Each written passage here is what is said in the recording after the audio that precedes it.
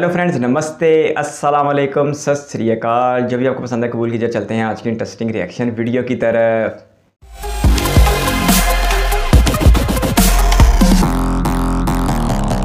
क्या south India सच में north India से ज्यादा डेवलप्ड है? और अगर साउथ इंडिया सच में डेवलप्ड है भी तो उसके पीछे का रीजन क्या है? क्यों एक ही कंट्री के दो पार्ट की डेवलपमेंट इतनी अलग है? आज की वीडियो का टॉपिक हमारा यही होने वाला है, तो वीडियो में आप अंत तक बने रहना। फ्रेंड्स, अगर हम ओवरऑल डेटा को देखते हैं तो जीडीपी वाइज और इंफ्रास्ट्रक्चर के बेस पे साउथ इंडिया ज्यादा डेवलप्ड और रिच है नॉर्थ इंडिया से। और कुछ रिपोर्ट्स में तो साउथ इंडिया की जीडीपी नॉर्थ इंडिया से 2.75 टाइम्स ज्यादा है। लेकिन इसका ये मतलब बिल्कुल नहीं है कि पूरे नॉर्थ इंडिया की सबके सब स्टेट की जीडीपी डाउन है या वो पुअर है। गवर्नमेंट के लेटेस्ट डेटा के अकॉर्डिंग हरियाणा देश का थर्ड फास्टेस्ट ग्रोइंग स्टेट है और पर कैपिटा इनकम में दिल्ली और चंडीगढ़ भी टॉप पर है। लेकिन जब हम कंप्लीट नॉर्थ इंडिया की बात करते हैं तो उसमें बिहार, यूपी, राजस्थान, मध्य प्रदेश जैसे इकोनॉमिकल वीक स्टेट्स ऐड हो जाते हैं, जिसकी वजह से ओवरऑल नॉर्थ इंडिया के डेवलपमेंट के डेटा पर इफेक्ट पड़ता है। क्योंकि बिहार, राजस्थान, एमपी जैसे स्टेट काफी लो रैंक करते हैं in base of economy and GDP per capita income. वहीं साउथ इंडिया के स्टेट तमिलनाडु, केरला, कर्नाटक, आंध्र प्रदेश और तेलंगाना जैसे state infrastructure, GDP, economy, urbanisation, literacy rate हर चीज में नॉर्थ इंडिया से बेहतर है। और दोस्तों, इसके पीछे का कोई एक रीजन नहीं, काफी सारे रीजन है, जिसमें से कुछ रीजन तो ऐसे हैं जिसमें साउथ इंडिया ने एक्चुअल में काफी एफर्ट्स किए हैं और कुछ रीजन ऐसे हैं जिनमें साउथ इंडियन लोगों का कोई लेना देना नहीं है, बस ये एक एडवांटेज है जो साउथ इंडिया के पास है। आज की हम वीडियो में इन दोनों रीजंस को समझने की कोशिश करेंगे। तो सबसे पहले बात करते हैं उन रीजन की जिसमें साउथ इंडिया ने काफी एफर्ट्स किए हैं। तो फर्स्ट रीजन है literacy and knowledge of English. तो यार, ये तो आप सब लोग जानते होंगे कि केरला और तमिलनाडु का लिटरेसी रेट काफी बेहतर है नॉर्थ इंडिया के एमपी, यूपी और राजस्थान और बिहार से। नॉर्थ इंडिया में दिल्ली, चंडीगढ़ जैसे यूटी का लिटरेसी रेट तो काफी अच्छा है, लेकिन ये स्मॉल सिटीज है, इसलिए ओवरऑल नॉर्थ इंडिया की जब बात होती है तो ये दो स्मॉल सिटीज मिलकर ज्यादा इफेक्ट नहीं डाल पाती नॉर्थ इंडिया की लिटरेसी रेट पर। क्योंकि in term of population north India में सबसे ज्यादा लोग बिहार, राजस्थान और उत्तर प्रदेश में रहते हैं और इन दोनों स्टेट की लिटरेसी रेट वाकई काफी कम है। तो सिर्फ कुछ स्मॉल स्टेट और सिटीज का लिटरेसी रेट अच्छा हो जाने से ओवरऑल नॉर्थ इंडिया पर ज्यादा इफेक्ट नहीं पड़ता। दूसरा पॉइंट है साउथ इंडिया के लोगों की इंग्लिश कम्युनिकेशन अच्छा होना कंपेरेटिव टू नॉर्थ इंडिया के। और नॉर्थ इंडिया में तो इंग्लिश को लेकर एक मिसकंसेप्शन है कि इंग्लिश कोई ज्यादा जरूरी चीज नहीं है सक्सेस के लिए। लेकिन आज बड़े बड़े IT sector, BPO sector, multinational companies Bangalore, Hyderabad में है, उसके पीछे का एक रीजन है वहाँ के लोगों की लैंग्वेज कम्युनिकेशन अच्छा होना और एजुकेटेड एंड स्किल्स डेवलपमेंट वहाँ के लोगों में अच्छा होना। क्योंकि ये एक बड़ा सिंपल सा फंडा है, इंटरनेशनल कंपनी वहीं पर मूव ज्यादा करती है जहाँ के लोग इंटरनेशनली कम्युनिकेट करना जानते हो और इंग्लिश ही एक ऐसी लैंग्वेज है जो इंटरनेशनली यूज होती है। दूसरा पॉइंट है less corruption as compare to North India. देखो, करप्शन तो हर जगह होता है, लेकिन नॉर्थ इंडिया में लंबे समय तक काफी करप्शन रहा है। उत्तर प्रदेश और बिहार में तो पहले आए दिन बड़े बड़े घोटालों की न्यूज एक आम बात हुआ करती थी और ये घोटाले सिर्फ इंफ्रास्ट्रक्चर से रिलेटेड नहीं बल्कि एजुकेशन डिपार्टमेंट तक में घोटाले होते थे और उन्हीं करप्शन की वजह से नॉर्थ इंडिया में इंफ्रास्ट्रक्चर और एजुकेशन की काफी कमी रही है। वहीं दूसरी तरफ साउथ इंडिया में as compare to north corruption कम है, जिसकी वजह से वहाँ के बच्चों को शिक्षा अच्छी मिलती है और वही बच्चे फिर आगे जाकर मल्टीनेशनल कंपनी के सीईओ वगैरह बनते हैं। और यहाँ का बेटर इंफ्रास्ट्रक्चर अट्रैक्ट करता है इंडस्ट्रीज को, इसलिए ही तमिलनाडु देश का सबसे बड़ा इंडस्ट्रियलाइज्ड स्टेट है। अब बात करेंगे उन रीजन की जो गॉड गिफ्टेड है साउथ इंडिया के लिए। दोस्तों, चाहे चाइना हो, यूएसए हो, एक बात तो हमेशा कॉमन है, किसी भी कंट्री की वही सिटी और स्टेट ज्यादा डेवलप्ड होता है जो कोस्ट लाइन से कनेक्ट हो। मतलब जो समुद्र के किनारे पर बसे हुए शहर होते हैं, वही ज्यादा डेवलपमेंट हमें देखने को मिलती है। बेशक यूएसए का न्यूयॉर्क सिटी हो, चाइना का संघाई या फिर साउथ अफ्रीका का केप टाउन। दूसरे देशों की बात क्यों ही करें, हमारे देश के मुंबई को ही आप देख सकते हो जो इंडिया की सबसे डेवलप्ड सिटी है। इंडिया में भी 9 कोस्टल स्टेट है जिसमें गुजरात, महाराष्ट्र, गोवा, कर्नाटक, केरला, तमिलनाडु, आंध्र प्रदेश, उड़ीसा और वेस्ट बंगाल है। इसमें अगर हम उड़ीसा को छोड़ दे तो बाकी स्टेट की जीडीपी काफी बेहतर है कंपेयर टू लैंडलॉक्ड स्टेट्स, जिसमें उत्तर प्रदेश, बिहार, राजस्थान, मध्य प्रदेश जैसे स्टेट आते हैं। और कोस्टल स्टेट के ग्रो होने के पीछे का रीजन भी काफी सिंपल है, इजी इंटरनेशनल बिजनेस। आज भी दुनिया भर के देशों में इंपोर्ट और एक्सपोर्ट समुद्र के रास्ते से ही किया जाता है, जो काफी इजी और चीप है। दूसरा, नॉर्थ इंडिया की जो लैंड है वो काफी फर्टाइल लैंड रही है, हमेशा से यहाँ के लोग ज्यादा डिपेंडेंट रहे हैं एग्रीकल्चर पर। आज भी पंजाब, हरियाणा, उत्तर प्रदेश जैसे स्टेट की इकोनॉमी एग्रीकल्चर बेस्ड इकोनॉमी है और राजस्थान की जमीन ना तो समुद्र से लगती है और ना ही राजस्थान की लैंड ज्यादा फर्टाइल है। दूसरा बड़ा रीजन है history. Friends, as you all know, North Indian cities पे बाहर के आक्रमणकारियों ने ज्यादा लूटा और तबाह किया है in compare to South Indian cities. North India पे सालों तक बाहर के लोगों ने राज किया है, जिसने वहाँ के लोगों पर कल्चरल इफेक्ट तो किया ही, साथ ही बड़े बड़े शहरों को डिस्ट्रॉय भी किया है। चाहे मुगल हो या ब्रिटिश हो, सबने नॉर्थ इंडियन पार्ट को काफी लूटा है और तबाह भी किया है। साथ ही देश की आजादी के बाद हुए पार्टीशन में नॉर्थ इंडिया के काफी स्टेट पर इफेक्ट्स पड़ा है, जिसमें पंजाब जैसे मेजर नॉर्थ इंडियन स्टेट को रातों रात दो हिस्सों में बांट दिया गया और लाहौर, मुल्तान जैसी मेजर ट्रेडिंग सेंटर पाकिस्तान का हिस्सा बन गए थे।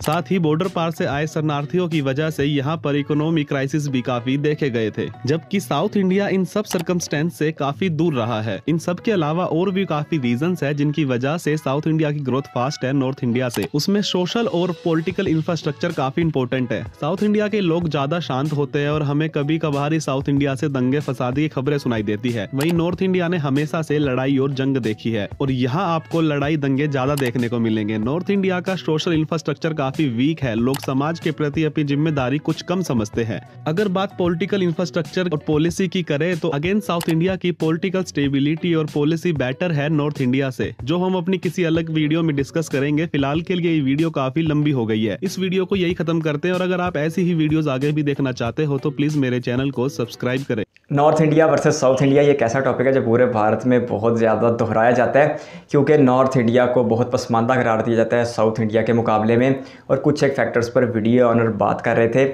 और वो बहुत ही ज़बरदस्त थे। सबसे पहले वो ज़ुबान की बात कर रहे थे कि साउथ इंडिया के जो लोग हैं ये इंग्लिश बड़ी रवानी के साथ बोलते हैं और यही वजह है कि बहुत सी जो बैनुल-अक़वामी कंपनियाँ उनके दफातर हैदराबाद और बेंगलोर में देखने को मिलते हैं। और वो कह रहे थे कि कंपनियों के इन इलाकों में आने का वाज़ेह इशारा ही ये है कि यहाँ के लोग इंग्लिश कम्युनिकेशन में बेहतर स्किल रखते हैं as compare to North India. लेकिन दूसरी तरफ नॉर्थ इंडिया में सिर्फ इंग्लिश का काम बोलना ही मसला नहीं है, बल्कि जो एक मरकज़ी मसले की तरफ निशानदेही की जा रही थी, यानी कि यूपी और बिहार जैसी रियासतों में करप्शन की, तो ये भी एक बहुत बड़ी बात है।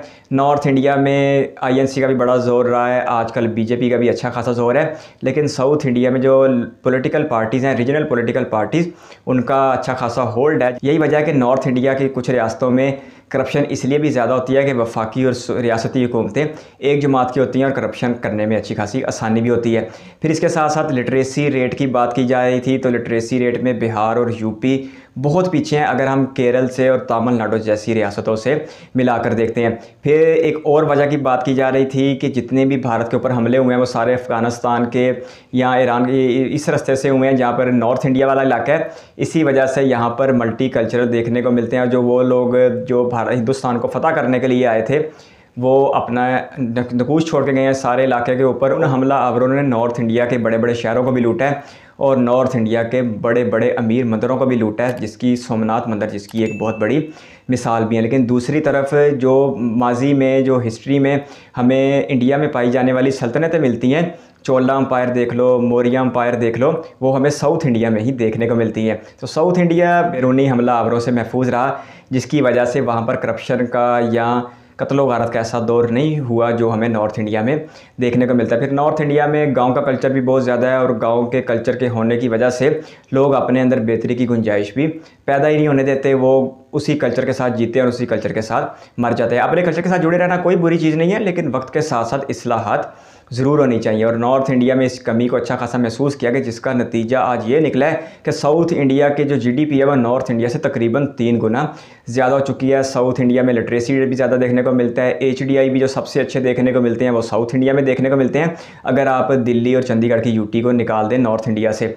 तो इसके साथ साथ जो एक बहुत बड़े तोहफे की बात की जा रही थी, यानी कोस्टल लाइन की बात की जा रही थी, तो कोस्टल लाइन का भी अच्छा खासा किरदार है इस सारे इलाके को डेवलप करने के लिए। लेकिन कोस्टल लाइन से पहले उन लोगों का किरदार है जिन्होंने अपने बच्चों की तलीम, सेहत और रोज़गार पे तवज्जो दी। और आज नतीजा ये निकल रहा है कि गूगल के सीईओ की तरफ इशारा किया जा रहा था। वो कह रहे थे ना कि सीईओ साउथ इंडिया में होते हैं, तो वो शायद उनका इशारा गूगल के सीईओ सुंदर पिचाई की तरफ से जो तमिलनाडु के शहर चेन्नई से ताल्लुक़ रखते हैं, एक मिडिल क्लास घराने से भी ताल्लुक़ रखते हैं। तो बहुत सारी ऐसी वजूहात है, कुछ सियासी वजूहात है, कुछ तालीम की कमी है, कुछ रोज़गार की कमी है, कुछ हुकूमतों की करप्शन है और कुछ लैंड लॉक स्टेट होने का और कोस्टल स्टेट होने का फ़र्क है।